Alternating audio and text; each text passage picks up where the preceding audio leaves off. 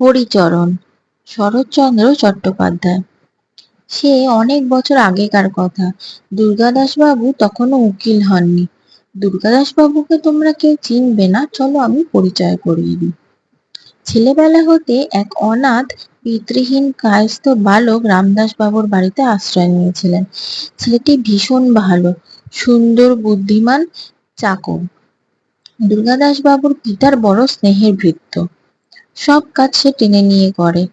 গরুর জাবর দেওয়া থেকে শুরু করে বাবুকে তেল মাখানো, সব সময় সে নিজেকে কাজে ব্যস্ত রাখতে ভালোবাসে। ছেলেটির নাম হরিচরণ। গৃহিণী তার কাজ দেখে অবাক। মাঝে মধ্যে তিনি তিরস্কার করে বলতেন, হরি, এত খাটিস না বাবা, তুই ছেলে মানুষ।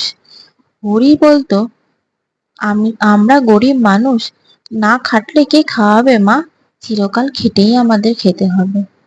1 বছর কেটে গেল। সুরো রামদাসের ছোট মেয়ে।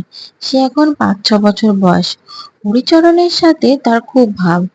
দুধ খাওয়ানোর সময় সকলের সঙ্গে তার বচসা হতো। কেবল হরির কথাই সে শুনত। দুর্গাদাসের যখন 20 বছর বয়স, তখন সে কলকাতায় পড়তে গেছিল। বাড়ি থেকে অনেকটা দূর, তাই সে সেখানেই থাকতো। দুর্গাদাস বিএ পাশ করে বাড়ি এসছে। সকলেই তাকে নিয়ে ব্যস্ত। দুর্গা কহিল, মা, এই ছেলেটি কে? মা বললেন, ওর বাপ মা নেই বাছা, কর্তা ওকে নিজের বাড়িতে নিয়ে এসছেন। ও চাকরের মতো সব কাজ করে, খুব শান্ত, কোনো রাগ নেই। আমি ওকে খুব ভালোবাসি।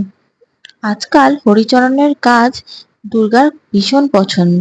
দুর্গার হরিচরণের কাজ ছাড়া কারোর কাজ পছন্দ হয় না। দুর্গাচরণ ভাবে ছেলেটি ভীষণ ইন্টেলিজেন্ট। দুর্গাদাসের আজ জাকাল বাড়িতে ভোজের নিমন্ত্রণ, তাই সে বাড়িতে খাবে না। হরিকে বলে, হরি, তুই খেয়ে দে, শুয়ে পড়িস। হরি বিকেল বেলা বোঝে তার মাথা টিপটিপ করছে। সে বুঝতেই পারলো তার জ্বর আসছে।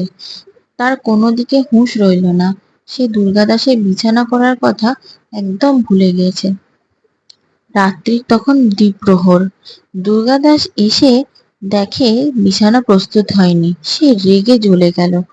হরিকে ডেকে তুললেন, প্রহার করলেন। হরি হঠাৎ করে প্রহারে সংজ্ঞাহীন হয়ে পড়ল। তারপর তাকে দুর্গাচরণ রাগের মাথায় চুল ধরে টেনে পদাঘাত করলেন। তাতে হরির চেতনা ফিরল। হরি উঠে দুর্গাচরণের পদসেবা করতে লাগলেন। কিন্তু সেই সময় দুর্গাচরণ বুঝতে পারল তার প্রচন্ড জ্বর।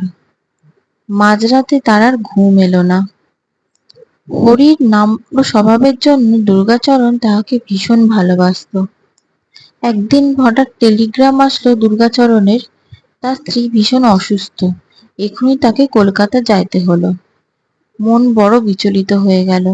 কলকাতা আসতে আসতে গাড়িতে উঠে ভাবলো, এ বুঝি তার প্রায়শ্চিত্ত।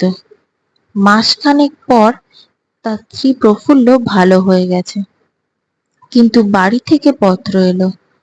তার ভাই চিঠি লিখেছে, বড় দুঃখের সাথে জানাচ্ছি দাদা, সকাল 10টায় হরি মারা গেছে। মারা যাওয়ার আগে দুর্গাদাস বাবুকে বারবার দেখতে চেয়েছিল। পিতৃ মাতৃহীন অনাথ কিনা। দুর্গাদাস বাবু পত্রটি ছিঁড়ে ফেললেন।